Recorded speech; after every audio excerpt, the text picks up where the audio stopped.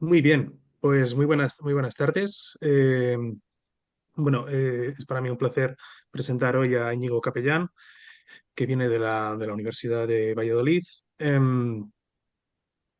Presentamos un poco el colectivo. Rebelión Científica es un colectivo de activistas de la comunidad científica y académica que nos rebelamos ante la inacción política frente a la crisis climática y ecológica. Y bueno, actualmente estamos enfocando nuestras campañas en cuestiones vinculadas al decrecimiento y la justicia climática, ¿no? Y bueno, hemos contado hoy con el compañero Íñigo Capellán Pérez, que es ingeniero doctor en Ingeniería Industrial y doctor en Economía y miembro del Grupo de Energía, Economía y Dinámica de Sistemas de la Universidad de Valladolid, que sus investigaciones se centran en el análisis y modelado de sistemas de energía, de economía y medio ambiente. Entonces, bueno, le dejo la palabra a Íñigo, que nos va a contar pues, una charla muy interesante y después vamos a tener una sesión pues, de preguntas al final de la sesión, ¿vale? Bueno, muchísimas gracias y Íñigo, tienes la palabra. Vale, pues muchas gracias Fernando por la presentación, muchas gracias por la invitación para exponer nuestro trabajo y nuestras ideas y para poder comentar y debatir entre los asistentes pues lo que presente y cuestiones que siempre hay abiertas. Antes de empezar quizás por el tema de los tiempos, como empezamos con un poco de retraso. ¿A cuánto queréis de presentación, charla para yo organizarme? Habíamos hablado de, bueno, unos 45 minutos de charla y otros 45 de turno de preguntas. Entonces, pues tú Vale, utiliza vale, el tiempo que pues necesitas y luego pues la parte que quede al final, pues hacemos turno de preguntas. vale, pues bueno, pues vamos a ver si nos acercamos a 45 minutos. Vale, bueno, pues entonces ya me ha presentado el compañero. Decir que, bueno, yo voy a presentar aquí diversos conceptos, resultados, ideas. eh, Son resultado del trabajo del grupo. Y entonces, pues como tal, reconocerlo que es un trabajo en grupo y algunas cosas estoy más pegado a ellas y en otras menos. Entonces, la presentación tiene estas partes. Voy a empezar con un poco de repaso de crisis ambiental y sobre todo me interesa, puesto que aquí en este grupo entiendo que estamos muy familiarizados con este tema, relacionarlo con el metabolismo social y el desarrollo. Después voy a tener una sección relevante sobre el tema de los límites y y potenciales de las renovables, que al final es uno de los, vamos a decir, argumentos principales eh, para abogar por un decrecimiento. Después mostraré selección de resultados. Nosotros en el grupo trabajamos sobre todo, bueno, somos muchos y tenemos diversas líneas de investigación, pero en estos años nos hemos caracterizado por construir modelos de simulación dinámica, cuantitativos, de energía, economía, medio ambiente. Dinámicos quiere decir que evolucionan en el tiempo. Pues tenemos, bueno, muchos resultados. He hecho una pequeña selección enfocada al tema de la presentación de hoy sobre todo sobre el decrecimiento.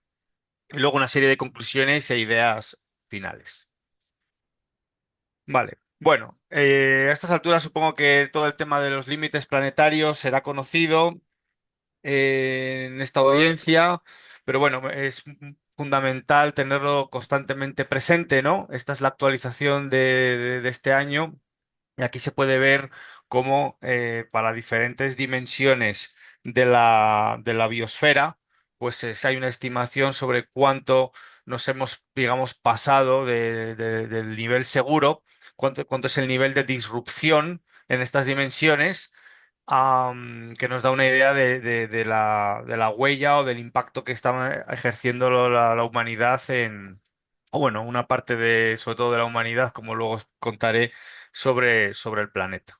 Aquí se puede ver todo lo que está en rojos, nos hemos pasado de los niveles seguros, cambio climático es el más famoso. Supongo que veis mi ratón. Aquí podéis ver el cambio climático, pero bueno, también podéis ver que hay otras dimensiones que están igual o peor de sobrepasadas, ¿no? En términos de contaminación química, que es esto de novel entities, el tema de la biosfera, de la biodiversidad, cambios en los usos de la tierra, el uso del agua, los flujos biogeoquímicos, el fósforo y el nitrógeno. Y después tenemos problemas como la acidificación del océano, que también se están acercando al umbral, el problema de los aerosoles o la capa de ozono. Entonces, bueno, obviamente luego hay interacciones entre estas dimensiones, ¿no? No evolucionan por separado y cuando se disrupte una, hay más tendencia a que otras puedan tener problemas. Vale, a veces también como que es muy abstracto el tema de los límites planetarios, ¿no? A veces se dice, ¿no? Va a subir la temperatura de media 1 grado, pues eso no es nada. Pero yo me gusta insistir en que todas las personas al final dependemos del buen funcionamiento de la biosfera y en el momento en que hay alguna disrupción, esto afecta a cosas básicas como la provisión de los recursos, ya sean alimentos, agua, materias primas renovables, medicamentos, etcétera.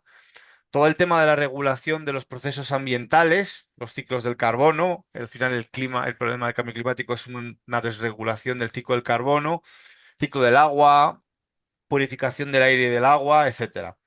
El mantenimiento de la biodiversidad en sus dos variantes de diversidad genética y funciones ecosistémicas es clave para que todo funcione correctamente. Como decía, hay realimentaciones. Con más cambio climático, la biodiversidad va a sufrir más. Al final, todo esto es el soporte de los procesos de vida y bienestar humano que las otras sociedades se han desarrollado históricamente. Y bueno, hay una cosa también que es importante a futuro, es todo el tema de la amortiguación de los desastres naturales con los impactos climáticos que van a ir creciendo poco a poco. Entonces, bueno, hay un esquema de conceptualización que es muy conveniente para explicar un poco toda esta disrupción, que es el metabolismo social. Al final se puede entender un metabolismo, al final es simplemente un organismo, ¿no? Que consume recursos y produce desechos. Puede ser una persona o también a nivel de sociedad. Si miramos a nivel de sociedad, pues consumimos la humanidad, aunque ahí se ve que los países ricos, con muchísima mayor proporción que los pobres, consumimos recursos minerales y consumimos recursos renovables, ya sea agua, tierra, suelos, biomasa, alimentos, etcétera. Todos esos recursos renovables proceden de la biosfera y se extraen de ella y toda extracción de ella puede alterarla. Ese metabolismo social los procesa. Ahora, como sabemos, tenemos un metabolismo que pues cierra muy poco los ciclos, entonces básicamente son residuos y un exceso de residuos es contaminación y una contaminación al final lo que hace es degradar a su vez la biosfera lo que hace es degradar todos los procesos de la biosfera y degrada los recursos que disponemos de ellos, ¿vale? Entonces, bueno, ¿el por qué estamos en esta situación? Pues porque, claro, al final todo es un problema de escala. Si fuésemos 4 personas consumiendo a todo trapo, pues no habría mayor problema. Pero es que comparado con lo que es el planeta y los recursos que hay, se está llegando a saturaciones, se está llegando a excesos tal. Entonces, en estas gráficas, que no voy a entrar en detalle, pero bueno, las de la izquierda que están en rojo son básicamente lo que se llaman las tendencias socioeconómicas, que es cuánta gente hay, cuánto consumen, de qué consumen, cuánta energía, cuánto agua. Entonces vemos que están totalmente disparadas. Esto se ha llamado en literatura la gran aceleración. Vemos que es totalmente exponencial desde los años 50. Y esto a su vez ha generado impactos también exponenciales, aunque suelen tener un retraso por la inercia del sistema, en impactos ambientales, ¿no? Ahí se puede ver dióxido de carbono, óxido de nitrógeno, eh, tierra ocupada, etcétera. Entonces, esto es el proceso este del metabolismo que he comentado. Y luego, bueno, tenemos la paradoja, o bueno, quizás no paradoja, de que estamos una minoría de personas de este mundo, estamos con nuestro consumo y el metabolismo social que tenemos, pues estamos degradando la biosfera y cuando una mayoría de la población del planeta no cubre sus necesidades básicas. No, este es un estudio interesante en el que yendo a la teoría de Donut Economics, la economía del donut, pues categoriza diferentes social foundation, o sea, la base social en términos de satisfacción de la vida, nutrición, sanidad, democracia, etcétera. Entonces se puede ver que a nivel mundial, y este estudio también se pueden encontrar los datos por país, pues claro, tenemos un déficit en todas estas categorías. Entonces, claro, cuando el modelo de desarrollo tiende a imitarnos a los ricos y hemos generado esta disrupción, pues si empiezan a aumentar los consumos para seguir imitando nuestro modelo, pues nos podemos imaginar que es un camino totalmente erróneo. Vale, entonces, por eso es importante tener una mirada biofísica y tener una mirada, sí, una mirada biofísica al progreso y al consumo relacionado con el consumo de recursos. Esto, por ejemplo, es una gráfica muy interesante en el cual se puede ver para diferentes metabolismos sociales el consumo de energía por tipo de metabolismo social. Tenemos, por ejemplo, que los cazadores-recolectores, pues claro, pues básicamente su energía es la comida que cazan y que ingieren o que recolectan y tienen muy pocas necesidades en total. Cuando empiezan los primeros agricultores, pues ya empiezan a tener más necesidades de casa y comercio, algo pequeño de industria, más que industria sería artesanía, ¿no? A medida que se va complejizando estos metabolismos, pues llegas a agricultura avanzada, va aumentando las categorías, aparece el transporte. Ya en el siglo XIX la sociedad industrial empieza a tener categorías significativas de casa, comercio, industria y transporte. Y ahora, donde estamos, vamos a decir, los países ricos, pues podéis ver la cantidad de energía per cápita que se consume para las diferentes categorías. Entonces, bueno, digamos que detrás de esto, el consumo de energía cumple diversas funciones sociales y permite una complejidad de las sociedades y permite una especialización y permite que las sociedades sean como son. O sea, la sociedad en que vivimos no es así por casualidad, sino porque ha tenido una abundancia de energía fósil, en este caso, muy, muy significativa. Vale, ¿por qué también quiero mencionar aquí el tema del desarrollo? Claro, al final consumimos recursos supuestamente para alcanzar un nivel de vida satisfactorio, ¿no? Entonces, bueno, aquí digamos que hay buenas noticias porque está bastante estudiado, se puede ver en estas curvas de aquí, estas tres de abajo, que son básicamente curvas en las que a medida que va aumentando el consumo de energía, se satisfacen las necesidades y vemos que se saturan muy rápido, ¿no? O sea, al principio, con un poquito más de consumo de energía, aumenta mucho la satisfacción de las necesidades y enseguida se satura y ya da igual que consumas más energía. Si en el momento que tu necesidad está satisfecha, pues incluso hay estudios que demuestran que puede ser hasta contraproducente, ¿no? Entonces, lo bueno es que está estudiado que con un 10 o un 20% de la energía final de un país como, bueno, como la media de la Unión Europea, se podrían satisfacer las necesidades básicas, ¿no? Entonces, esto abre una puerta a la transición a otro sistema que no sea tan depredador y que permita cubrir necesidades básicas. Vale, aquí también un factor que es importante es que estas necesidades básicas se pueden proveer, se pueden suplir de diferentes maneras. Entonces, bueno, hay gente que está estudiando, pues no es lo mismo si es un servicio público, si es privado, la calidad democrática de un país, todo eso tiene influencia al final la eficiencia o la eficacia en transformar, vamos a decir, energía o recursos biofísicos en bienestar. Vale, bueno, pues este era el apartado de crisis, vamos a decir, ambiental y contextualizado con los metabolismos. Ahora me gustaría hablar un poco de tema energético, que también vamos a decir que es una de las especialidades del grupo. Y aquí, bueno, tenemos básicamente dos categorías, ¿no? Tenemos las fósiles o bueno, las no renovables, donde entran las fósiles y los minerales, y después tenemos las energías renovables. Bueno, A estas alturas ya todo el tema de pico de petróleo está bastante demostrado. Ha habido un montón de países que han pasado su pico, hay un montón de pozos donde se ha comprobado empíricamente que la producción de un pozo pues llega a un máximo y se satura y después va reduciéndose. Esta gráfica que pongo aquí son datos reales de Noruega, ¿no? Puedes imaginar un país como Noruega que depende, bueno, un país rico con mucha tecnología, que su economía depende muchísimo, su economía del bienestar, estado del bienestar depende mucho del petróleo. Bueno, pues si hubiesen tenido más petróleo, lo habrían explotado, ¿no? Entonces, podéis ver cómo se produjo un máximo en la extracción en los años, principios de los años 2000 y esto ha ido bajando, ha ido bajando.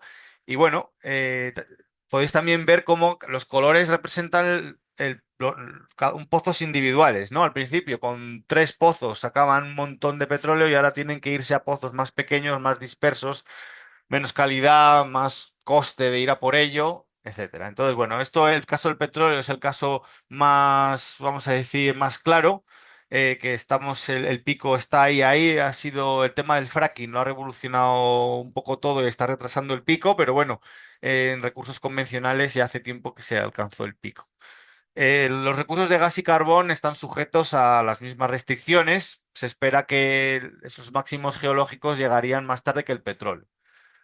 En todo caso, también me gusta remarcar que, bueno, que incluso con las estimaciones más realistas de recursos fósiles, si les quemáramos todos, el cambio climático sería aún así terrible, ¿no? Pero bueno, a efectos de una economía basada en el crecimiento y las fósiles, pues esto es un problema.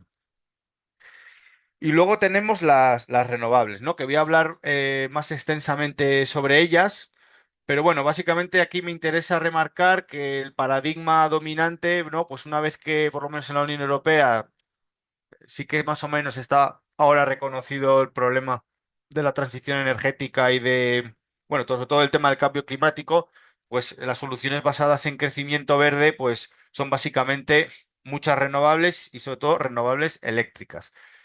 Y sí que existe un paradigma que se ve, vamos, se percibe, se siente por cómo se diseñan las cosas, de que bueno, que los potenciales de las renovables pues son muy grandes y que van a dar de sí lo que haga falta para sostener el consumo energético. Entonces luego voy a volver un poco sobre ello.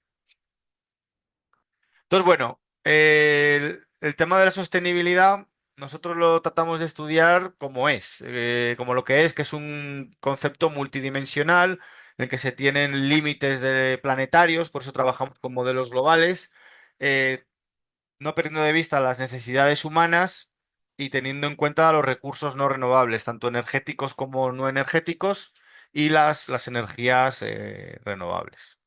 Es importante tener estos 4 elementos siempre en mente.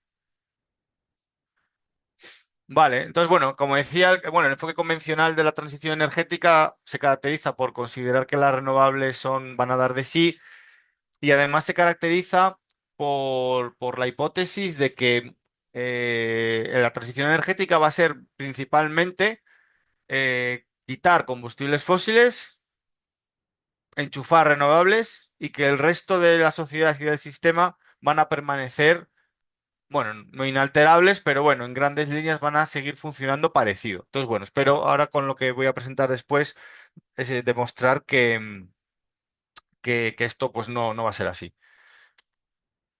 Vale, pues ahora empiezo con una sección sobre potenciales y límites de las renovables. Se me ha olvidado decir que si alguien tiene alguna pregunta de clarificación, según voy hablando, igual hay algún concepto que lo doy por obvio y alguien pues no lo conoce, con libertad me cortáis, me interrumpís y me preguntáis por eso. Aclaraciones. Luego, para, obviamente, todo lo que sea discusión, ideas, debate, lo dejamos para el final para bueno, poder hacer toda la presentación de seguido. Vale. Bueno, potenciales y límites de las renovables. Como comentaba, si las renovables se están promoviendo en el Green Deal o bueno, vamos a decir, en los programas institucionales que tenemos encima de la mesa ahora mismo, se están promoviendo sobre todo por el cambio climático, ¿no? Y es cierto que en general las renovables, la solar, la eólica, etcétera, en general las emisiones por unidad de energía generada son menores que las fósiles. Hay ahí algunos peros en el sentido de que, claro, aunque cuando tú tienes una placa fotovoltaica funcionando, ahí no hay emisiones, se han generado emisiones para fabricar esa placa. Entonces, claro, no es lo mismo que esa placa se haya generado con electricidad basada en carbón que a su vez en un mix eléctrico con muchas renovables.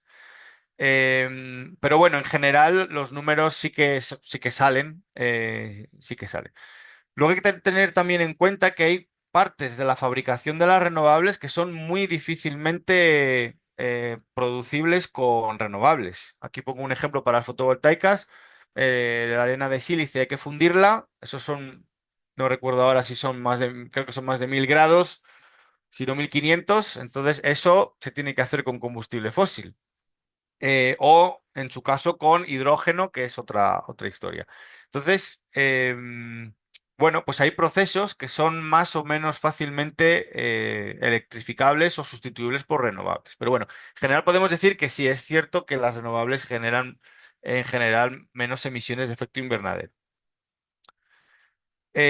Otro punto positivo que a mí me gusta remarcar, aunque normalmente en los planes institucionales, pues bueno, aunque sí que hay legislación al respecto, pero bueno, no se suele hacer énfasis en ello, es que las renovables, desde un punto de vista sociopolítico, representan una oportunidad de transformación. Y remarco lo de oportunidad, porque al final, al ser una tecnología, pues depende de cómo la implementemos y cómo la usemos. La clave está en que son más fácilmente modularizables que las fósiles. O sea, el ejemplo más claro son las placas fotovoltaicas, ¿no? Pues poner un módulo, cualquiera puede poner un módulo en algún tejado o se puede juntar gente para comprar módulos y aprovechar la energía juntos, etcétera. Esa facilidad de que la energía está distribuida y la modularidad tiene un potencial para democratizar el sistema energético, ¿no? Y ahí entra pongo ahí algunas cooperativas energéticas en España o, bueno, os pongo un mapa ahí con cooperativas energéticas en toda Europa. Hay un boom, bueno, depende también un poco de los países, sobre todo en el centro, Europa, norte hay más y en el sureste hay menos. Otra cuestión clave es que la participación social mejora la aceptabilidad de los proyectos renovables. Esto es bastante lógico, ¿no? Si en vez de ir a un pueblo e imponer un proyecto, como se está haciendo mayoritariamente, pues ese proyecto se habla con los vecinos, se corrigen sus aspectos más lesivos o se mejora, incluso si se les da algún tipo de ventaja en participar en ese proyecto, pues claro, eso va a ser un proyecto que para la comunidad va a ser mejor. Y después también hay otro factor que es que está también demostrado que las plantas de energía más pequeñas, de menor tamaño, generan un mejor retorno de beneficios en las economías locales. Cuando las plantas son muy grandes, pues las suelen gestionar empresas muy grandes que lo que hacen es mandar a gente de otros sitios de fuera de la zona. Cuando son más pequeñas, pues para 4 placas no merece la pena mandar a nadie, ¿no? Entonces, eso también, desde el punto de vista del impacto local, es importante. Vale, entonces estas dos ventajas son claras y hablo de potencial, porque bueno, ahora volveré sobre el tema de las macro renovables en un poco. Bueno, de hecho en esta misma diapositiva. Em, una cosa que hay que tener muy presente es que el modelo energético que se nos está proponiendo desde las instituciones es un modelo energético muy concreto, ¿no? A veces se habla de la transición como si solamente hubiese una posible. No, hay transiciones casi infinitas en el sentido de diferentes fuentes de energía, quién son los agentes de esa transición, la propiedad de los medios de producción, etcétera, etcétera, etcétera. Entonces, bueno, el modelo propuesto desde el crecimiento verde es muy concreto y se puede resumir en estos puntos. Eh, por un lado, se basa en energías renovables eléctricas, ¿vale? La electricidad es una fuente de energía muy particular y en un país como España, pues de toda la energía final es un 20 o un 25%. Entonces, la idea es, claro, si tú todo lo quieres generar con energías renovables eléctricas, pues tienes que electrificar toda tu demanda, porque si no, ¿qué haces con el 75% restante? Pues que ahora es carbón, petróleo y gas. Entonces, se trata de electrificar la producción y el consumo. Obviamente se basa en crecimiento económico, que básicamente crecimiento no es más que incrementar cada año el consumo de bienes y servicios. Tienen una hipótesis ahí que es más un deseo, ¿no?, que una realidad, que es el desacoplamiento entre el crecimiento económico y los impactos ambientales. Claro, ellos como quieren seguir con el crecimiento económico, pero quieren mitigar, pues no les queda otra que hablar de ese desacoplamiento. El problema está que, aunque se pueden desacoplar algunos impactos, todos los impactos ambientales, o sea, toda la base material de energía y materiales, si hay crecimiento económico, eso va a seguir subiendo. Pero bueno, eso es una contradicción que tienen. Bueno, en la literatura digamos que hay un debate sobre todo esto. Podemos luego hablar más sobre ello. Los agentes principales de esta transición energética, pues está muy claro, son corporaciones capitalistas. O sea, aquí hablo sobre todo en Europa, en otros países como China, pues igual es diferente, pero son corporaciones capitalistas y los gobiernos se limitan a dar el marco institucional para que ellos desarrollen su actividad económica, sujeta a buscando el máximo beneficio y demás. Y después, en España en concreto, hay una falta de planificación centralizada y plazos cortos de tramitación. Eh, Todo esto junto es lo que hace que haya esta burbuja de proyectos macrorenovables, no es casualidad. A mí un comentario sobre esto me llama la atención que dice, no, claro, vivimos en sistema de libre mercado, capitalista, etcétera. Las empresas son las que tal. Digo, bueno, pues no, cuando se quiere hacer un plan de transporte a nivel nacional, autovías o AVE, solo planifica el gobierno con unos planes que son a décadas, con unos impactos ambientales, bueno, más rigurosos, unos procesos de participación. No digo que sea perfecto, pero tiene unos plazos y es el gobierno el que marca, se va a construir por aquí y luego ya vemos quién lo construye. Pero no, con las renovables no se ha hecho eso, con las macro renovables, ¿no? Se ha dejado a las empresas que lo pongan donde quieran, se ha además aligerado la normativa y entonces ya no se da abasto con las alegaciones ni nadie da abasto con tantos proyectos a controlarlos, ¿no? Entonces es un poco un desmadre. Entonces, bueno, hay un poco aquí de contradicción también cuando se habla de este tema. Vale, entonces, me voy a centrar un poco en estas contradicciones o estos límites que presenta el modelo, como lo llama Antonio Turiel, me gusta el REI, ¿no? Que renovables eléctricas industriales. Como comentaba antes, un primer problema básico es las dificultades para electrificar toda la demanda. O sea, tenemos usos finales que se podrían electrificar. Bueno, habría que entrar se podrían entrar en muchos matices, pero vamos a aceptar que, por ejemplo, los coches de las ciudades se pudiesen electrificar o los autobuses urbanos, ¿no?, que se pueden recargar. Vale. Eso tiene, aunque la tecnología pudiera dar de sí, bueno, ahí tienes un tema de escala. En España hay 25 millones de coches, ¿no? Entonces, ¿cómo hacemos eso súper rápido? Y además hay otros problemas de materiales, como veremos después, problemas prácticos, los cargadores, etcétera, etcétera. Pero es que luego tenemos una plétora de usos que no son electrificables, porque todo lo que sea pesado, todo lo que sea alta temperatura, todo lo que sea mucha potencia a larga distancia, eso no se puede electrificar. Es un tema de propiedades físico-químicas. Entonces, bueno, ahí os pongo eh, camiones que se hacen en un día cientos de kilómetros, la industria química, todo lo que es siderurgia, alta temperatura, eso no se puede electrificar, ¿no? Eh, la idea es electrificarlo indirectamente y de ahí viene todo el tema del hidrógeno. Se produce electricidad, con electrolizadores produces hidrógeno y luego haces combustibles sintéticos. Pero claro, ahí empiezas a meter un montón de elementos en la cadena de transformación energética, que cada transformación tiene sus pérdidas y entonces vas perdiendo eficiencia por todos los sitios. Entonces, bueno, eso es una cosa que también estamos ahora estudiando, si alguien tiene interés. Otro límite que yo creo que también es obvio para todos, pues un tanque de gasoil bueno, un tanque de gas natural, pues está ahí almacenado, cuando quieras usarlo le das al botón y ahí está. Sin embargo, las renovables, pues cuando es de día o cuando es de noche no hay sol, cuando no sopla el viento, etcétera. En un país como España con clima mediterráneo, la hidroeléctrica es muy variable también. Puedes tener años con pocas lluvias y entonces olvídate de esa fuente energética para ese año, ¿no? Entonces, eso es un problema que tienen las renovables en relación a las fósiles. Bueno, aquí veréis en prensa, ¿no? Van saliendo noticias. Claro, a medida que van, cuando las renovables variables son pocas, pues bueno, pues el sistema más o menos lo puedes ir regulando para irte cuando no hay viento, no hay sol, ir subiendo de las otras. Pero si las renovables eléctricas son muchas, pues ya no tienes tanto margen para regular, ¿no? Entonces hay que hacer curtailments, que son básicamente, pues si te pasas, si se está produciendo más energía de la que se necesita, pues tienes que cortar.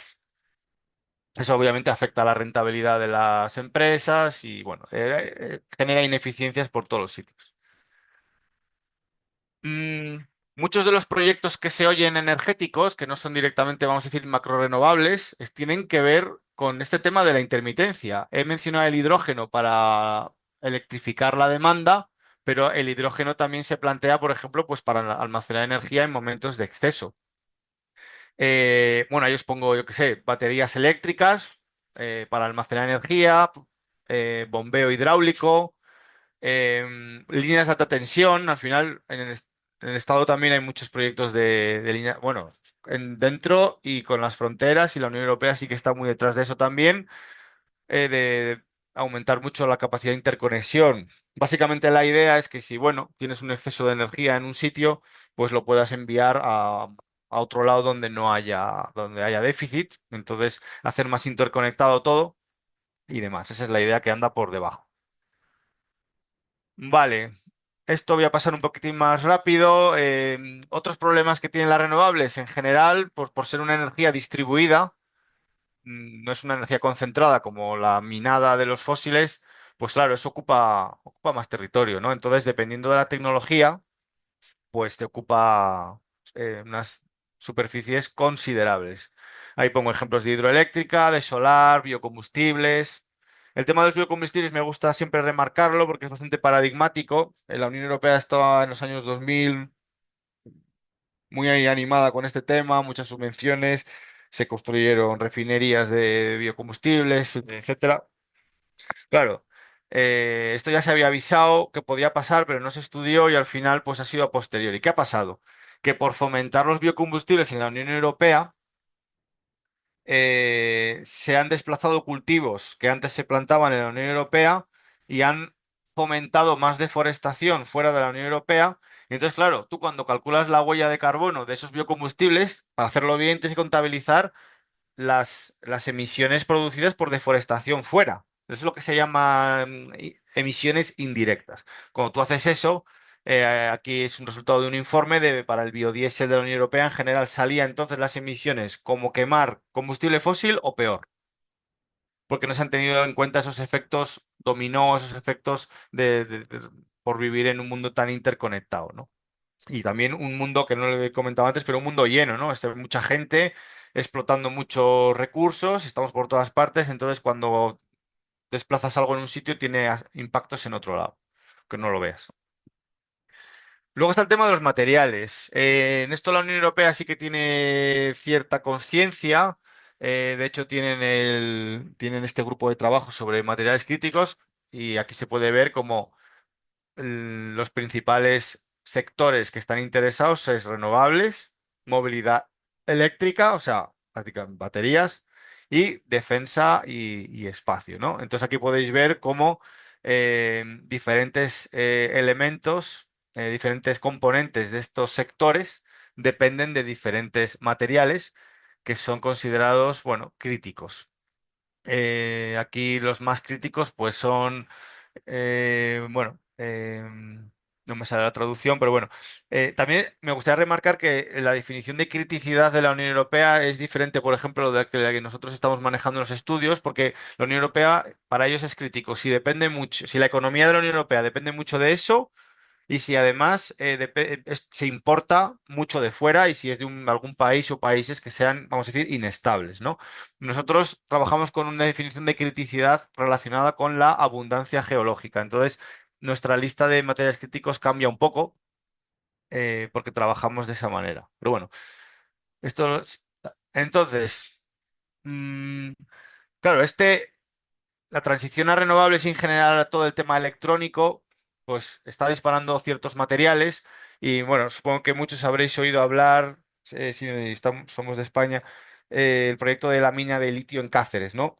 Afortunadamente esto es una infografía, no es una foto, pero bueno, para que os hagáis una idea de la desesperación de dónde buscar los materiales y los recursos, ¿no? Pues en la montaña de Cáceres, que es, bueno, pues un parque muy forestal ahí de Cáceres, podéis ver qué proyecto gigantesco justo ahí al lado del hospital, del campus universitario, etcétera, ¿no?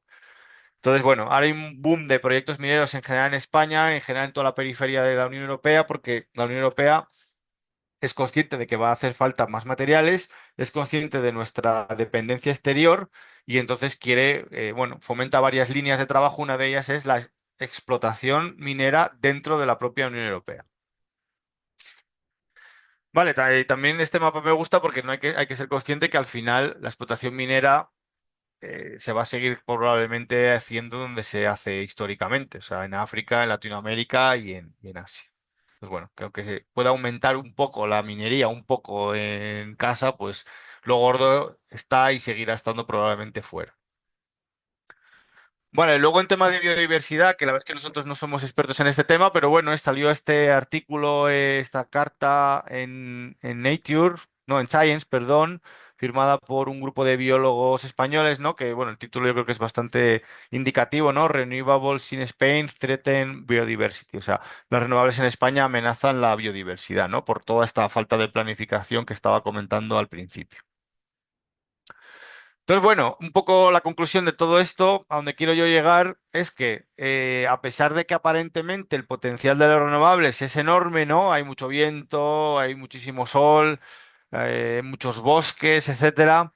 Claro, cuando empiezas a tener en cuenta todas estas restricciones y tienes en cuenta las propiedades físico-químicas de las renovables, su energía dispersa y demás, pues claro, lo que de un potencial teórico gigante vas bajando, potencial técnico, potencial económico y los potenciales tecnosostenibles son mucho menores de lo que se suele asumir. Entonces, vale, entonces luego me encuentro con este tipo de noticias, ¿no? O este tipo de anuncios más bien, y bueno, pues espero que después de lo que he estado contando, pues al menos nos riamos un poco, ¿no? De las claves de las fuentes ilimitadas, ¿no? Para generar energía, ¿no? Esa es la percepción que hay de que son infinitas, ni más ni menos. Vale. Vale, entonces, en este contexto, pues la alternativa ahora mismo en ciencia, ¿no? En el mundo académico, hay una, vamos a decir, sí, hay un debate fuerte entre todo lo que es crecimiento verde, que es el paradigma dominante y que bueno, era hegemónico y ahora cada vez toma más protagonismo ideas de decrecimiento, poscrecimiento, ¿no? Hoy estamos en 2024, hace 10 años, ¿no? Presentar cuestiones de decrecimiento, poscrecimiento, pues en las conferencias pues terminaban un poco raro, ¿no? Para empezar no se entendía bien el concepto, pero era también porque se denigraba, ¿no? Per se, ¿no? Hoy en día las ideas de decrecimiento y poscrecimiento están creciendo bastante y no digo que esté a la par, pero hay un debate. Hay un debate y personas que hace unos años no querían ni hablar de esto, pues ahora ya ven que hay un debate. Entonces, bueno, em, esto lo traigo aquí, esto lo he explicado ya. Sí, bueno, básicamente la transición, ¿no? Lo he dicho antes, la transición muchas veces se plantea como simplemente, bueno, pues vamos a cambiar las fuentes de energía por otras y lo demás seguirá igual. Pero como he enseñado antes, pues esa transición se hace desde un punto de inicio muy concreto, basado donde hay unas desigualdades globales muy grandes en sistemas basados en el capitalismo y el crecimiento, y se van a necesitar unos flujos de inversión de económicos, materiales, energéticos muy grandes, van a implicarse, o se va a contribuir a las dinámicas de cambios de usos de la Tierra, que ya son bastante insostenibles. O sea, tener en cuenta que más o menos la mitad de la Tierra emergida del planeta está ya antropizada. La mitad, ¿vale? Cambios sociales y bueno, hay muchas preguntas abiertas sobre quién va a hacer esto, transformación del sistema o no, en qué dirección, etcétera. Vale, pues entonces aquí me quería meter un poco más con el tema del decrecimiento, ¿no? Entonces, en mi opinión, hay dos motivaciones principales para plantear el tema, o por lo menos estudiar el tema o la viabilidad del decrecimiento. Uno ya lo he apuntado antes, ¿no? Es esta saturación que se produce eh, cuando quieres, cuando quieres cubrir necesidades básicas en relación a recursos. Aquí la gráfica es en términos de PIB. Bueno, en términos económicos se conoce como la paradoja de Easterlin, porque fue la primera persona que lo estuvo estudiando. Pues hay un punto de saturación. Entonces, ¿qué sentido tiene seguir aumentando la actividad económica si no mejora el bienestar, ¿no? O sea, eso es, digamos, absurdo per se. Y el otro punto que también lo he mencionado por el camino es el tema de que hoy en día hay una total, vamos a decir, hay un acoplamiento o van juntos el consumo de los recursos naturales y el crecimiento económico. Por lo tanto, si sigue creciendo la economía, pues se va a seguir impactando y consumiendo esos recursos naturales, ¿no? Entonces, esta figura de la derecha se puede ver, ¿no? En el pasado pues hay una relación que, bueno, puede ser que vaya la curva eh, perdiendo un poco de pendiente, ¿no? Pero bueno, que siga aumentando las dos. Entonces, en este debate sobre el desacoplamiento, claro, lo que dicen los proponentes del crecimiento verde es que hay que alcanzar un desacoplamiento absoluto, ¿no? Que se sigue, es la línea verde esta continua. Sigue creciendo el crecimiento económico y los impactos y los consumos de recursos bajan. Vale. Mientras que lo que estamos teniendo hoy en día son desacoplamiento relativo. De eso, que la pendiente es cada vez menos pronunciada. La verdad es que los estudios empíricos que hay, porque bueno, siempre se dice, ¿no? Que tal país o el otro país están en camino al desacoplamiento y demás, lo que se viene viendo empíricamente con los datos que hay es que ningún país está desacoplándose a la velocidad ni en el tamaño requerido para todos los indicadores ambientales. O sea, eso es lo que hay. Vale. En cuanto al decrecimiento, bueno, no sé, me imagino que estamos todos familiarizados aquí, pero me parece también importante dar algún tipo de definición. Bueno, empezar diciendo que todo, vamos, la investigación o el activismo sobre decrecimiento, pues es muy plural también, ¿no? No existe una sola interpretación. Es verdad que sí que existe una idea general, pero luego cuando la bajas, quieres concretar, pues hay diversidad de interpretaciones y si queréis luego podemos hablar de esto. Pero bueno, básicamente yo diría que se basa en la construcción de un sistema alternativo que no necesite el crecimiento para proveer de bienestar. Y dentro de esto hay como dos puntos principales. La reducción global de los recursos materiales y una reestructuración socioeconómica. O sea, estos son cambios técnicos, sociales y culturales. En todos estos cambios es muy importante el concepto de igualdad, ¿no? Porque, no lo he dicho, pero también la desigualdad es uno de los motivantes de esta insostenibilidad, ¿no? Eh, Igualdad, tanto dentro de cada país como entre países, ¿no? Entonces eso también hace relación a conceptos como relocalizar procesos, economía colaborativa, los comunes, autoorganización, convivencia, cambios voluntarios de comportamiento, también se llama ahora, se ha puesto de moda suficiencia, ¿no? Como comentaba antes, el decrecimiento o poscrecimiento está ahora mismo en un boom, ¿no? Ahí os pongo, bueno, libros, conferencias, incluso el partido político este europeo que fundó Varoufakis, o bueno, fundó que estuvo, él está por ahí, pues sí que siguen estas ideas, las conferencias sobre decrecimiento, cada año o cada 2 años se hacen conferencias sobre decrecimiento y de ir pocas personas, ahora ya van del orden de cientos de personas. El perfil además es de gente como muy, vamos a decir, joven, empezando la carrera investigadora, con lo cual tiene un potencial a futuro enorme.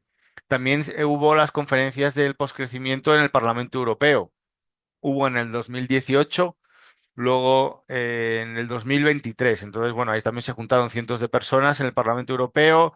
bueno, con participación de eurodiputados, incluso la del 2023 la inauguró von der Leyen, ¿no? Bueno, con un discurso con algunas intervenciones que se hicieron un poco famosas, ¿no? Porque hablaba de crecimiento y tal. Entonces, bueno, esto es una cosa que está subiendo, vamos a decir, cada vez se la tiene más en cuenta.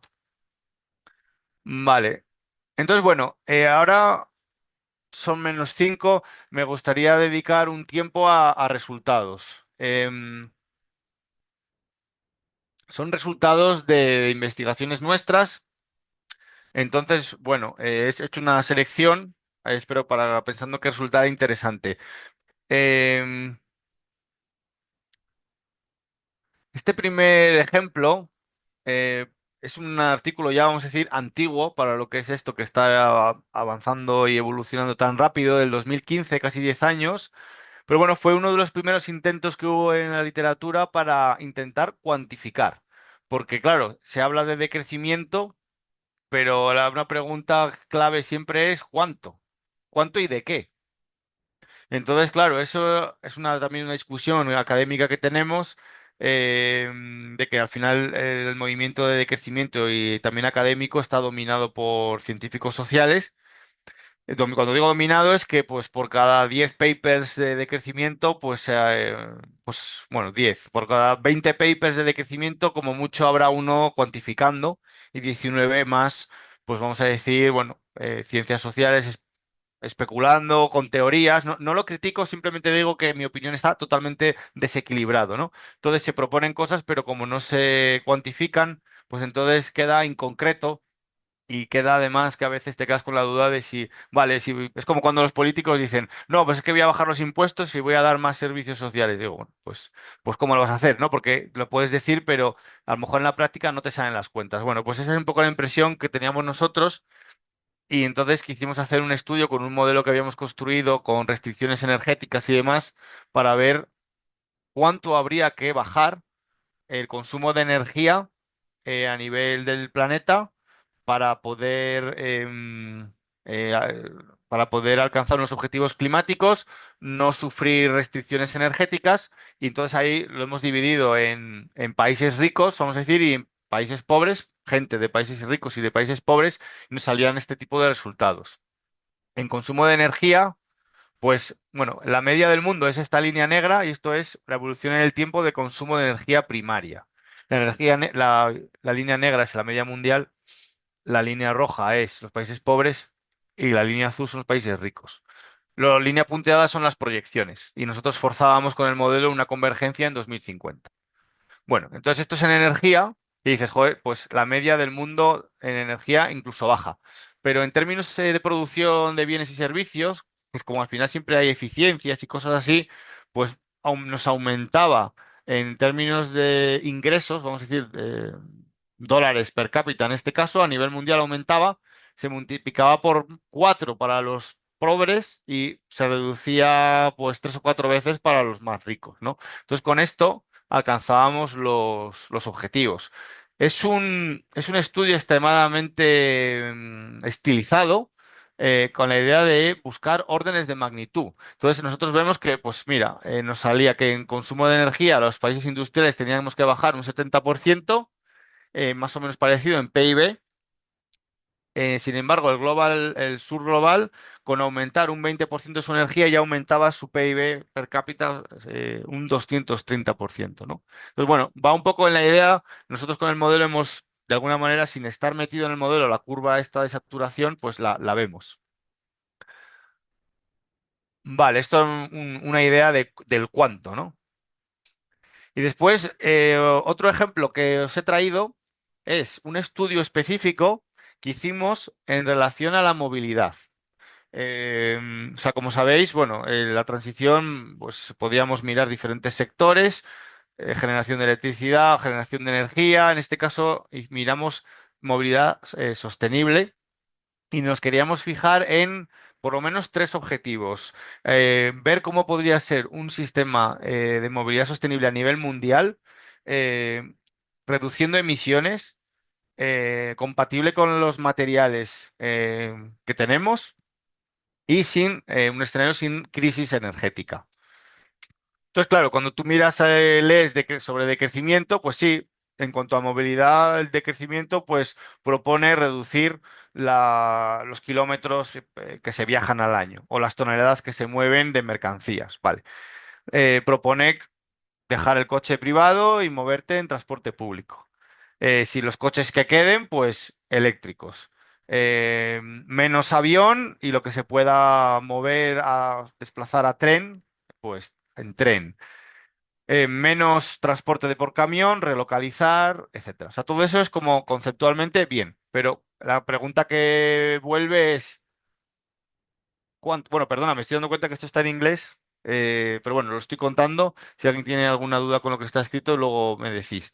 Pero como es el idioma de trabajo, ya ni me he dado cuenta. Entonces, ¿qué pasa? Que ¿cuánto de todo esto? En el fondo hay infinitas soluciones, ¿no? Y eso que en este modelo que usamos para esto era un modelo global, no tenemos las regiones, pero podríamos también mirar heterogeneidad dentro de las regiones. Entonces, ¿cuántos pasajeros kilómetro? ¿Cuántas toneladas?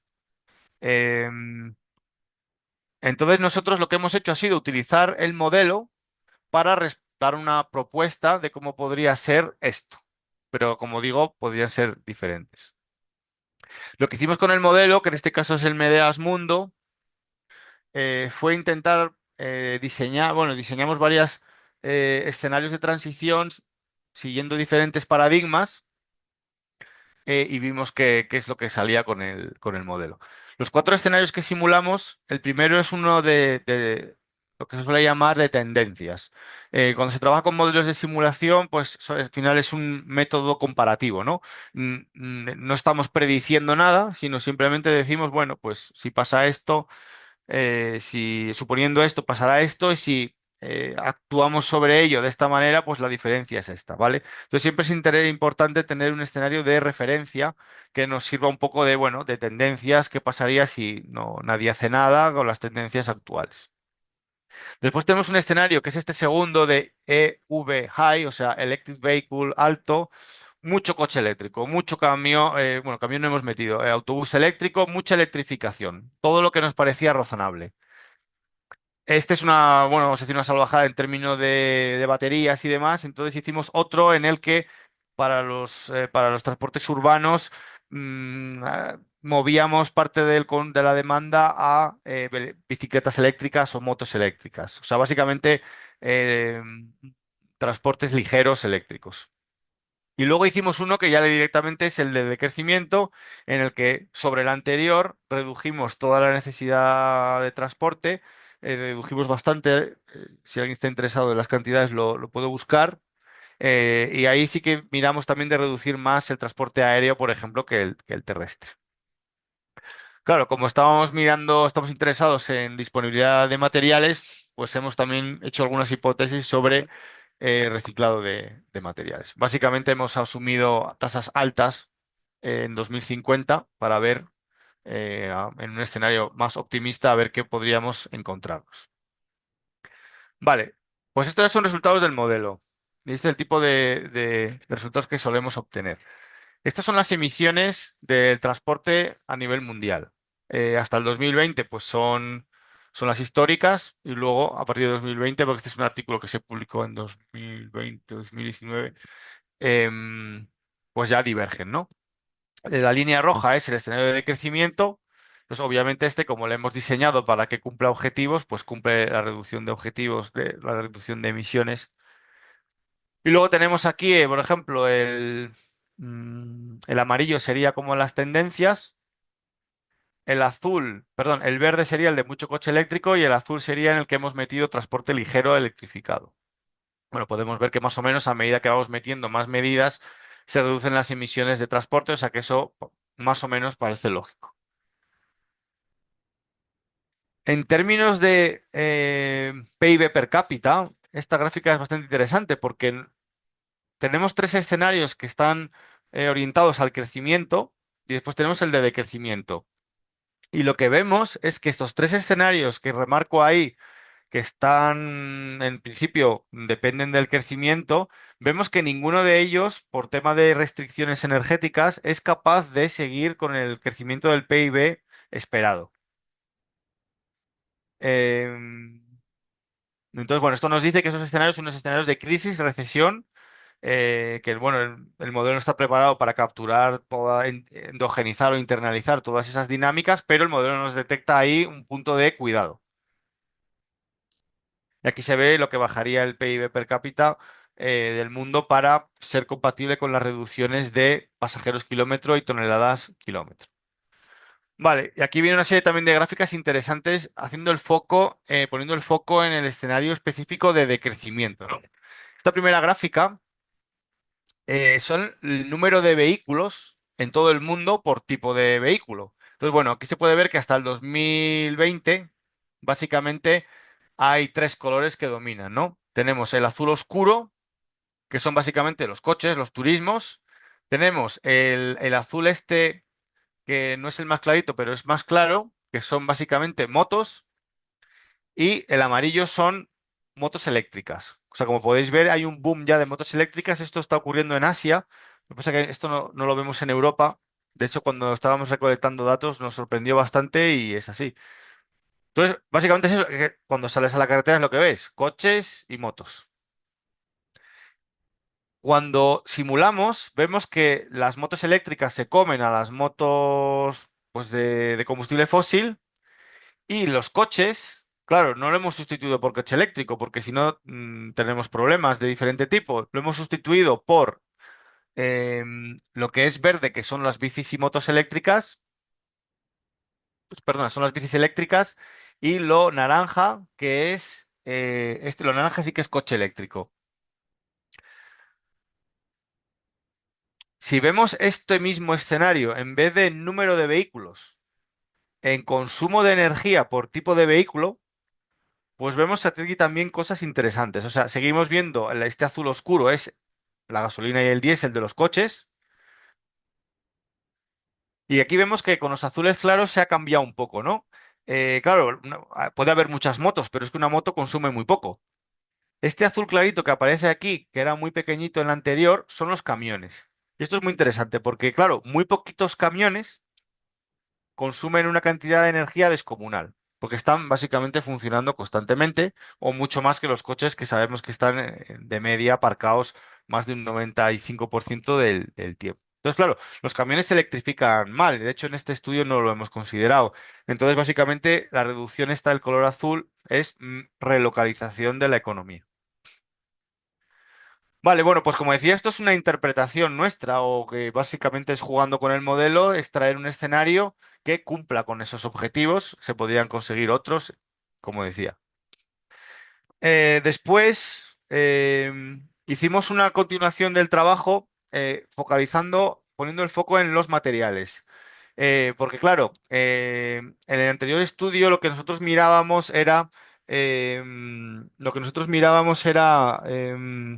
una batería representativa, o sea, las LMO. No quiero entrar en mucha tecnicismo con esto, pero bueno, era un tipo de batería que además hoy en día está obsoleta. Se utilizan otros tipos de baterías. Aquí lo que es relevante y lo que quiero llamar atención es que a veces se habla de, claro, cuando hablas de tecnología energética, si te interesa el tema de materiales, tienes que ir al nivel de subtecnología. O sea, baterías eléctricas no son todas iguales.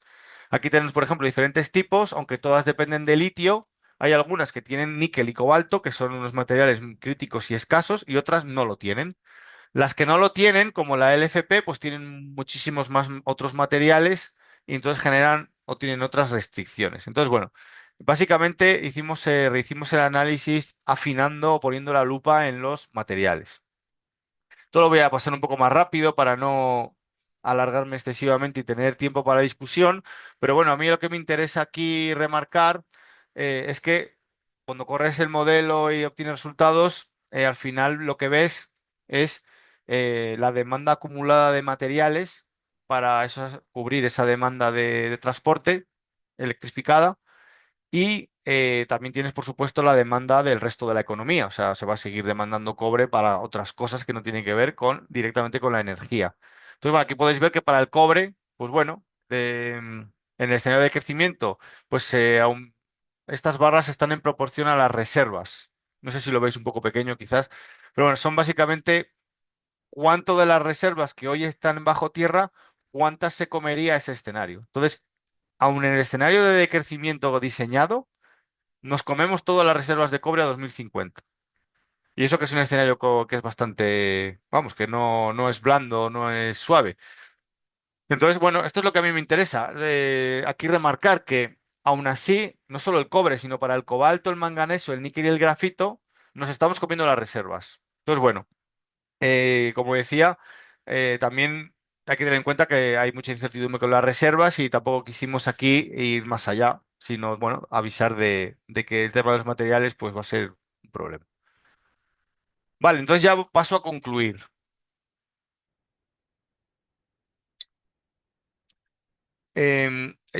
Obviamente tenemos una necesidad imperiosa de transicionar muy rápidamente a las renovables. Eso, a pesar de el objetivo de la sección sobre los límites, no es decir no se puede, sino bueno, pues hay que hacerlo con esas restricciones.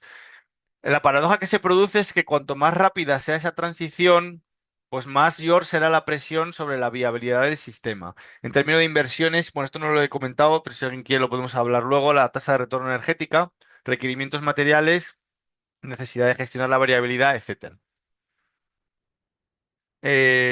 Las renovables, espero que haya quedado más o menos eso claro, de que no son, están lejos de ser ilimitadas por estos factores y que la transición a las renovables tendrá cambios importantes fuera de la esfera técnica. O sea que la imagen no es como este dibujo que pongo aquí, sino que como estamos dentro de la biosfera, pues entonces eso te mete restricciones que te hacen cambiar todo. Sobre el crecimiento verde, es verdad que aquí, salvo en los resultados del artículo sobre la movilidad eléctrica, no he hablado mucho, pero el crecimiento verde en general tiene deficiencias que vemos que son relevantes y están poco exploradas. Los modelos convencionales no ven rematerializaciones, no ven eventuales escaseces de energía o materiales, tensiones en el uso de la tierra, límites de las políticas de reciclaje y muchas veces dependen de tecnologías inmaduras o especulativas, ¿no? Los escenarios de decrecimiento que nosotros vamos diseñando y otros que hay en la literatura, lo que sí que vemos es que vamos a decir, en la buena dirección, porque ayudan a reducir los impactos y permiten alcanzar objetivos, permiten o bien alcanzarlos o más fácilmente. Entonces, esto tiene unas características básicas. Es fundamental combinar cambios tecnológicos, o sea, el decrecimiento no debería de negar, vamos a decir, los cambios tecnológicos, pero debe de poner al mismo nivel los cambios de comportamiento, todo en relación de la suficiencia y el bienestar que comentaba.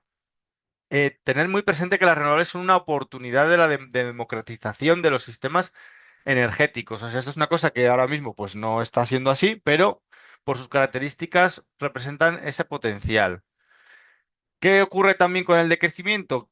Cuando lo quieres estudiar de manera cuantitativa o más concreta, pues que todavía está todavía por definir, bueno, tampoco es que jamás se podrá definir quizás, mm, ¿cómo decir? Súper precisamente, ¿no? Pero todavía faltan áreas que no están estudiadas, no hay consenso, es bueno, un poco inconcreto en muchas cosas. Entonces eso hace que a la hora de estudiarlo, pues sea más difícil.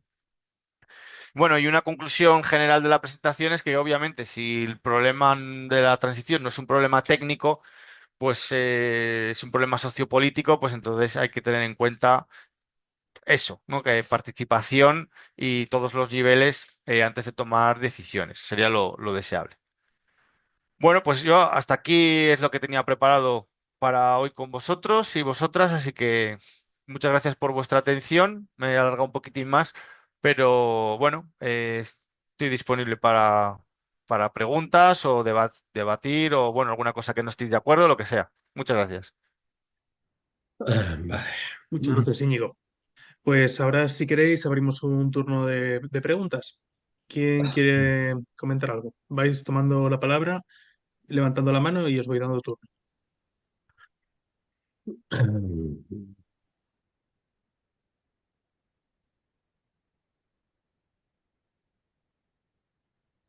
A ver dónde está. Participación.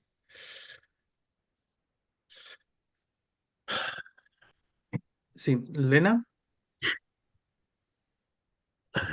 Sí, tengo muchas preguntas. Ha sido interesante, gracias. Empiezo con uno. Antes yo he oído hablar mucho de ceguera de energía, como que antes no se daba cuenta de nuestra dependencia de la energía, luego se empezó a hablar de ceguera de materiales, que es en gran parte de lo que ha tratado esta exposición. Y siento que hay una ceguera ante el agua. Es un tema que a mí me preocupa mucho y me gustaría saber un poco. Íñigo, ¿cómo pensáis sobre el consumo y la escasez de agua en relación a la transición, tanto la propuesta como la que nosotros quisiéramos?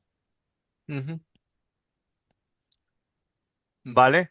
No sé cómo queréis, si queréis recopilar preguntas y luego respondo, queréis que vaya Mm. respondiendo, me decís.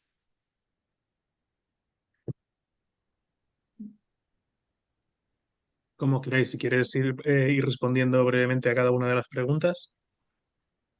Vale. Sí, pues a ver, gracias por el comentario. La verdad es que en el grupo el agua es un tema que no estamos trabajando, bueno, algo hemos hecho, pero no es uno de un centro de investigación que dediquemos mucho tiempo, pero tienes toda la razón, que es un tema también crítico. De hecho, es uno de los límites planetarios que está también sobrepasado, ¿no? Entonces, la verdad es que no puedo añadir mucho más a lo que es un tema importante y nos faltaría de integrar en el análisis.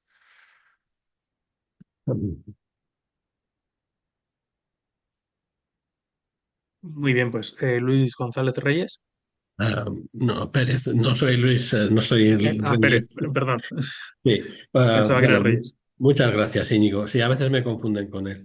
Am, yo propondría que en las facultades y en los grados de sociología se estudiasen los principios de la termodinámica, porque hay mucho pensamiento mágico en todas estas apuestas del decrecimiento, el desacoplamiento, cuando en realidad lo que hay que comprender es que nuestros metabolismos son disipativos y, y la verdad es que nuestras tecnologías son bastante cutres porque tienen tasas de rendimiento realmente bajas, ¿no? Entonces, cuando se hacen sueños como sustituir una fuente energética por renovables y con las renovables generar hidrógeno verde y con el hidrógeno verde transportarlo con todos los problemas que tiene el transporte de hidrógeno verde, ¿no? Y al final echas cuentas de los rendimientos de todos los procesos, de la electrólisis. Entonces resulta que tenemos un metabolismo cada vez más cutre, ¿no? Y eso complica mucho am, la posibilidad o las expectativas de seguir manteniendo este tipo de vida que tenemos tan chupi, tan guay, ¿no? Em, ¿cómo, cómo habría que hacer para que se tuviera en cuenta que realmente cuando decimos que no hay más cera que la que arde, es que no hay más cera que la que arde, ¿no? No se puede sacar más de lo que tenemos. O sea, esa es la realidad, ¿no te parece? Vamos, sí, estoy de acuerdo con todo lo que has dicho. No, vamos, sería deseable en general que hubiese no tanta especialización, ¿no? Me refiero al comentario inicial de que en sociología hubiese más termodinámica, pero también en los de termodinámica que tuviesen sociología, porque quiero decir he hecho mucho énfasis en que el tema de la sostenibilidad es muy multidimensional, ¿no? Sí. Entonces, claro, es una parte por eso es tan complejo, porque cuando tocas una cosa cambias todas las demás. Entonces, si estamos formando gente, especialistas en solo una cosa, que no ven el resto, pues es normal, de alguna manera, lo que está pasando, ¿no? Y como al final vivimos en un mundo en el que, bueno, pues ciertas áreas o ciertas cuestiones tienen más preponderancia que otras, pues el cambio climático, por ejemplo, en los límites planetarios domina sobre los demás, ¿no? Ujú. Entonces, como ese domina, pues se va a eso y después si se degradan otros, pues entonces no se ve. Entonces, bueno, sí, Estoy totalmente de acuerdo en que habría que... Pero claro, eso es un problema muy profundo de nuestra sociedad en general, de la especialización y, bueno, de la formación como está arreglada, en concreto en España, que es muy está muy especializada.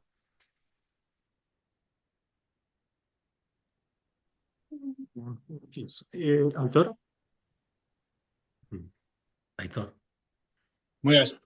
Yo quería preguntarte un poco sobre, tengo entendido que las líneas de alta tensión y las macrorenovables que están así pensadas para ello, el mantener la red eléctrica supone muchos problemas por la intermitencia y por la difusión de esta energía. Y para controlar eso hace falta pues mucha tecnología o mucho más, es más complicado, vamos, mantener una red de alta tensión. Y alguna vez escuché también que como que sería interesante, pues eso, fomentar las comunidades energéticas y hacer, no sé si sistemas de media o baja tensión. No lo entiendo muy bien y era por si puedes explicar un poco qué problemas podría haber a la hora de mantener un sistema eléctrico de alta tensión con, pues eso, con la escasez de recursos que tenemos encima. Y luego que si existen algún tipo de, imagino que sí, pero que tecnologías que sean sostenibles, vamos, que se puedan fabricar con los recursos de un territorio, como España, por ejemplo. Ya. Ujú. Sí, pues son dos ideas importantes. A ver, al final, no lo he mencionado, pero en términos de transición energética, digamos que el crecimiento verde y el decrecimiento eh, son dos paradigmas totalmente diferentes en el sentido de que el crecimiento verde va a intentar, pues en la línea del capitalismo y del libre comercio y demás, va a intentar homogeneizar los mercados, ¿no? Va a intentar, pues eso, que si hay un exceso de energía en Portugal, pues que eso pueda viajar a Dinamarca, yo qué sé. Entonces, claro, en ese concepto necesitas una infraestructura de transporte muy tocha, muy sólida. eh, por todo el continente europeo, ¿no? Obviamente, algo así es, en principio, menos resiliente, porque claro, si no solamente te afecta a lo tuyo, sino lo que más allá, pues en cuanto haya alguna perturbación, todo se puede ver afectado y todo se puede venir abajo. Sin embargo, el decrecimiento iría más a sistemas más descentralizados, más pequeños, lo que comentabas de las comunidades energéticas. Entonces, serían dos modelos en principio muy diferentes. Te tomas muy a pecho, ¿no? Todo lo que te pasa en el trabajo, ¿no? Si hoy hay una... Igual, si podéis apagar los Sí. micrófonos si no estáis preguntando. Gracias.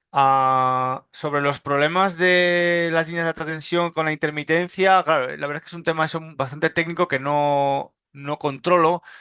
Sí que es verdad que yo también, ¿no? Lees que cuando son grandes distancias puedes empezar a tener problemas porque al final la variabilidad te mete transitorios, te mete, bueno, te mete fases que pueden descuadrar cómo está la electrónica y demás. Pero la verdad es que no puedo responder a eso con propiedad, así que no. Vamos, yo también he oído, pero no puedo concretar. Sobre el tema de las tecnologías sostenibles, claro, claro, aquí hay dos cosas. Por un lado tienes una tecnología que puede que use algún material que sea, vamos a decir, crítico o escaso.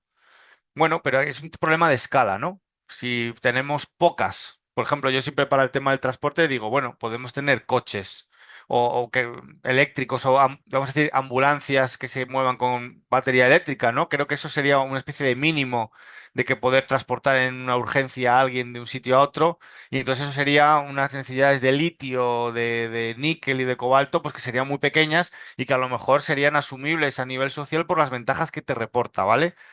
Pero claro, escalar eso a los 2.500 millones de vehículos que hay ahora mismo en el mundo, pues os podéis imaginar que el problema cambia por el orden de magnitud.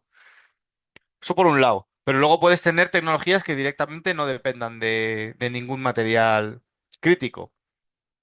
¿Qué pasa? Que para el tema eléctrico, al final siempre, como es electrónica, pues es que la electrónica siempre va a depender de materiales de estos especiales, ¿no?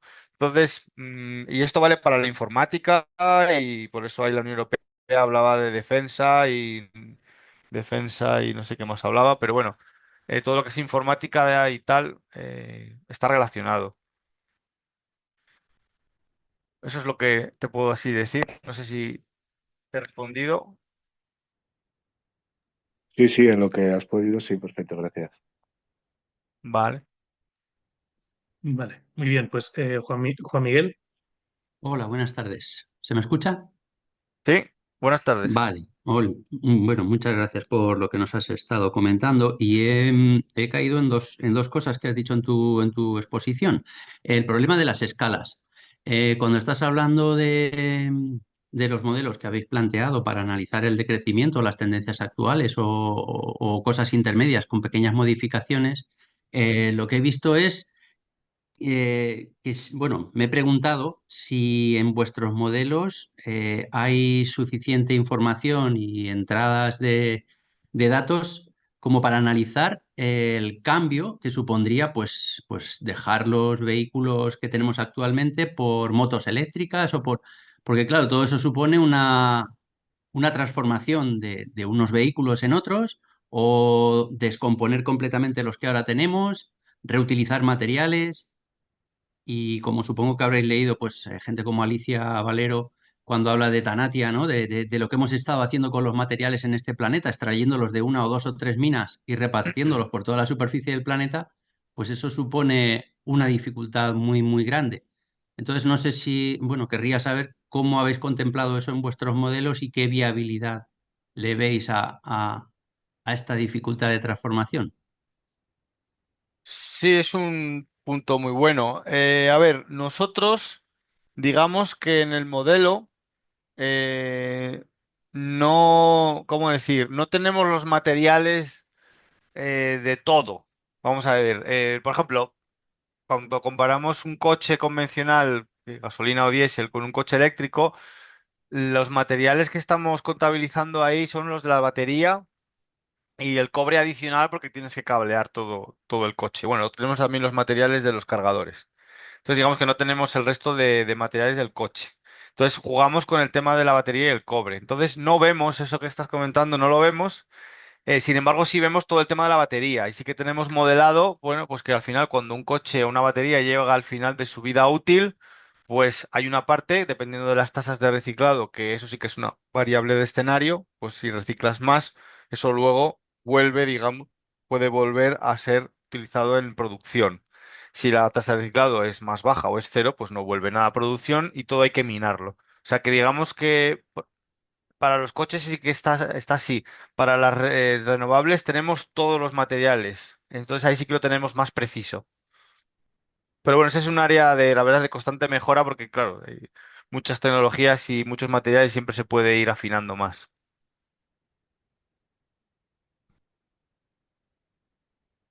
Vale, gracias. Vale, muy bien. Juan Argente. Hola, se me oye? Sí, Am, Mi duda es un poco técnica sobre las capacidades de los IAMs, de los modelos. Y es sobre si son capaces o se podrían montar modelos con módulos que sean capaces de simular el comportamiento de agentes económicos a nivel dinámico. Esta duda viene de bueno, hay muchos autores americanos. Nate Higgins, que tú hace poco estuviste en el podcast de Nate Higgins, habla mucho de los problemas de coordinación de cara a implementar soluciones tipo de crecimiento en los que hay una pérdida a corto plazo muy clara, aunque luego sean óptimos a largo plazo, ¿no? ¿Cómo se podría encajar y si es posible modelar mediante los IAMs ese tipo de comportamiento? entiendo que tu pregunta va por lo que en inglés se llama ABM, ¿no? Los Agent Based Models. ¿Va, Efectivamente. va por ahí? Vale. Nosotros en el grupo no trabajamos con ABMs.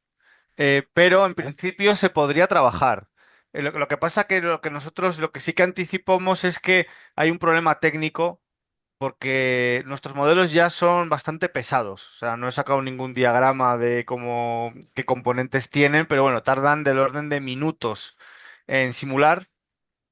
Depende también, obviamente, de la potencia del ordenador. Que lo que pasa que una VM, un Agent-Based Model, para los que no conozcan, básicamente tienes diferentes agentes y diferentes agentes actúan de manera diferente según actúen los otros, ¿no? Entonces, computacionalmente es muy pesado. Mm. Entonces, nosotros intuimos que si metiéramos algo así, o sea, si conjuntamos dos herramientas que son computacionalmente muy pesadas, pues podría salirnos una herramienta no viable. Pero desde el punto de vista conceptual es muy interesante, claro, porque estamos trabajando si no con agentes representativos, o sea, todos los consumidores consumen igual, todas las empresas actúan igual. Obviamente no, la realidad no es así, pero bueno, tiene ese problema, o sea, ese problema práctico que no lo vemos, pero tampoco nunca nos hemos metido con él. De acuerdo, gracias. Ujú. Vale, muy bien. Lena, y ya vamos cerrando la ronda de preguntas. Que... Sí, Vale. Me ha alegrado saber que hay cada vez más interés o que está más presente el concepto de crecimiento. Quería saber si fuera de la academia y de determinados grupos como nosotros, si en las instituciones también hay algún cambio. Y luego otra cosa, de que si habéis pensado algo en las implicaciones para cómo estamos la gente, la población repartidos por el territorio. El tema de grandes urbes y zonas menos pobladas. Ujú. Sí, a ver. En relación al segundo tema, claro, tienes toda la razón. Hay núcleos muy grandes que es obvio que no encajan con una lógica de crecimiento. Eso está claro. Nosotros construimos modelos globales o como más pequeño a nivel país. O sea, no bajamos a nivel, vamos a decir, de comunidad autónoma, provincia, ciudad. Bueno, se podría bajar a ese nivel, pero bueno, nosotros estamos un poco más especializados en lo que son límites globales y ver un poco las tendencias globales. Entonces, desde el punto de vista de lo que es nuestro trabajo, no te puedo decir mucho más, salvo que, vamos, que estoy de acuerdo con ello. Em, en relación a si las ideas de decrecimiento están penetrando en las instituciones. Pues, a ver, no sé si a lo mejor aquí alguien de los que están asistiendo también tienen información. De lo que yo soy consciente es, a nivel de la Unión Europea, de dos cosas. Las conferencias estas de crecimiento, poscrecimiento en el Parlamento, que bueno, como decía, aparte de eurodiputados y tal, pues sí que han participado comisarios y bueno, la verdad es que no soy consciente de qué impacto ha podido tener eso, vamos a decir, en la política real o en lo que son las medidas que se tomen, pero bueno, por lo menos se ha conseguido llegar arriba, vamos a decir, en esas dos ocasiones. Y después lo que también sé es que la Unión Europea, como sabéis, bueno, la Unión Europea financia muchísima investigación en todos los países y de hecho nosotros nos financiamos mucho con proyectos europeos. Em, pues está financiando últimamente bastantes proyectos en los que explícitamente el objetivo es explorar decrecimiento, economía del donuts. De hecho, veo aquí entre los asistentes a Raúl Velasco, que él trabaja en algunos de estos proyectos. Y cuando hablo de proyectos estoy hablando de millones de euros, no hablo de, bueno, que han financiado la beca de no sé quién para que haga el doctorado. No, hablo de proyectos de millones de euros, de muchas instituciones. Entonces, bueno, yo desde ese punto de vista veo que si la Unión Europea en una convocatoria de proyecto pone que quiere que se investigue ideas relacionadas con decrecimiento o poscrecimiento, pues algún interés tienen. No sé si el interés es, bueno, porque tener un poco controladas las ideas o un interés genuino, o igual también es que la Unión Europea o quien diseña estas cosas pues quieren tener una visión más plural. No sé, aquí como está Raúl, la verdad, si te animas, si quieres añadir algo, pues, o alguien más que no conozca yo que esté en esos proyectos, que no haya visto, pues podéis complementar.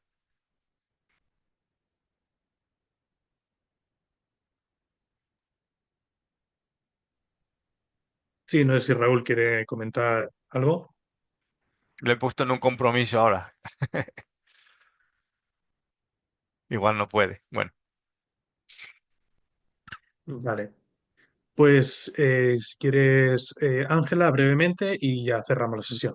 Vale, gracias. No, solamente quería comentar que me hace un poco de falta, pero tal vez no era el centro pues, de la charla, hablar un poco de relaciones norte-sur y de colonialidad y de cómo esto en el tiempo está ya jugando un rol, ¿no? En Europa se puede plantear política europea para ayudar a que Europa adopte el decrecimiento el tiempo que tome. Mientras igual la explotación continúa y las víctimas existen ya en el sur global todos los días y desde hace décadas. Luego, esto tiene que entrar en la conversación. Primero hay un paso que se mencionaba en la pregunta anterior y es cómo se hace para que la academia y lo que produce la academia pase a política, por más probado que esté, por más modelado que esté, el salto a política, a realmente toma de decisiones, es otra cosa, es otra bestia. ujú, Y segundo, los insumos de lo que en este momento es el exceso de producción y consumo en el norte global ya están afectando otras poblaciones, particularmente y especialmente sur global y partes obviamente también del norte global. Luego, ¿qué hay que hacer para entrarle también a esos temas desde la academia, ¿no? Porque pues la academia en la parte técnica pues se dedica obviamente a aportar pues cálculos y a hacer recomendaciones, pero el reto es de un orden mayor, que, que es el de forzar un poco ese cambio, porque no parece que fuera a suceder de manera totalmente de buena voluntad, como tú dices, sino que, porque pues si se hubiera querido ser de buena voluntad, estamos hablando de investigación que lleva 40 años o más de 30 40 años. Esto no es nuevo, esto no es de hoy. Simplemente no lo conocíamos. Y lo que está pasando es que las personas estamos dejando la superespecialización a un lado y empezamos a integrar conocimiento, a agrandar el panorama y darnos cuenta de todo lo que no sabíamos desde nuestras áreas particulares de experticia. Empezar a ujú. incorporar y a decir, Dios mío, todo lo que teníamos, sabíamos sobre economía está al revés, está totalmente mal modelado, todo lo que sabíamos sobre insumos, materiales, energía, flujos, etcétera, geopolítica, la geopolítica hace falta bastante en decrecimiento, ¿no? Que entre a ser parte del discurso, de los retos. Entonces, pues sí, no solamente quería comentarlo. Sí, bueno, pues muchas gracias por la intervención, porque sí, tienes razón que aunque sí que he mencionado cosas de norte-sur, pero no, a ver, hay un déficit crónico en toda la investigación de decrecimiento sobre el tratamiento del sur. Es crónico, o sea, y de hecho se enfatiza siempre en los artículos de revisión de literatura, en las conferencias, ¿no? ¿Qué pasa? Que al final, bueno, pues esta investigación se hace más en el norte, entonces pues al final la gente tiende más a investigar lo que está. Pero no digo que esté bien, sino que sí, es una dinámica que ocurre.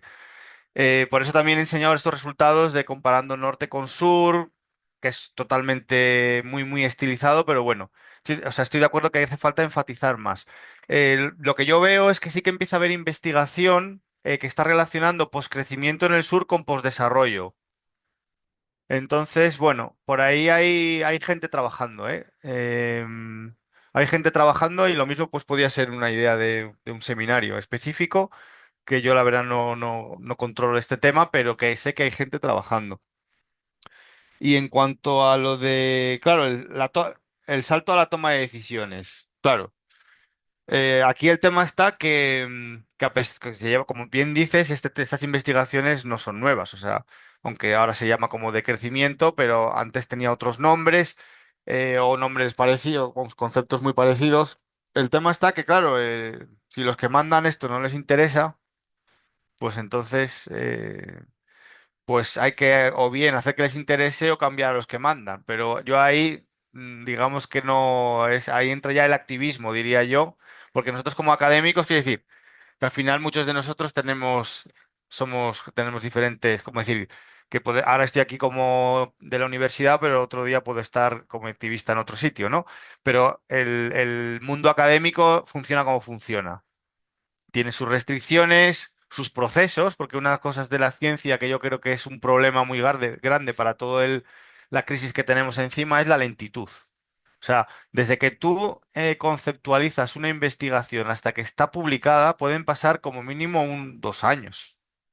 Y mientras tanto se va todo como si dijera a tomar por saco, ¿no? Entonces, claro, la ciencia tiene sus ritmos, tiene sus filtros, tiene sus procesos y se puede contribuir de ciertas maneras, pero al final para empujar esto tiene que ser empujando de diferentes sitios con diferentes dinámicas y diferentes procesos. Eso es lo único que puedo yo decir. Vale, gracias. Muy bien, muchas gracias, Íñigo. Y gracias, Ángela, por la pregunta. Muy importante. Vale, pues vamos cerrando la sesión. A mí me gustaría pedirte una última reflexión.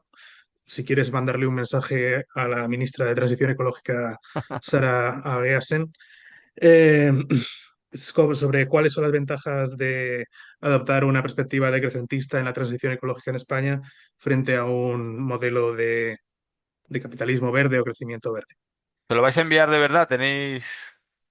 Tenemos nuestros métodos, pero bueno, no sabemos si llegará, pero lo intentaremos.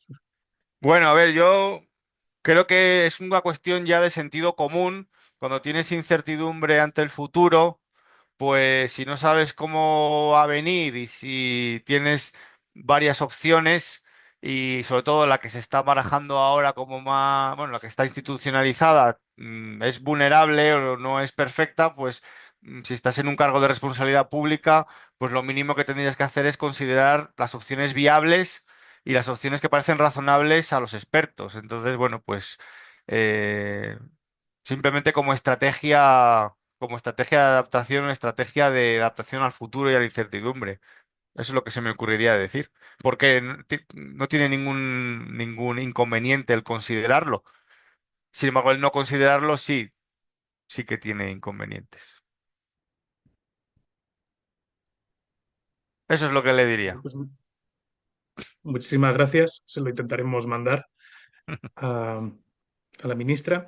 Y bueno, pues agradecer profundamente pues, a Íñigo bueno, a las compañeras que han hecho posible esta sesión el participar y a todas las que habéis asistido. Informarte que bueno, subiremos el vídeo a nuestro canal de YouTube para que podáis verlo en diferido. Y que, bueno, por el canal de Telegram mandaremos un pequeño cuestionario pues para que nos contéis un poco, nos deis un feedback de cómo ha sido esta sesión. Muchísimas gracias a todas y nos vemos en la próxima sesión. Muy bien, gracias a Gracias. vosotros por organizarlo y por invitarme. Hasta luego. Un placer, Íñigo.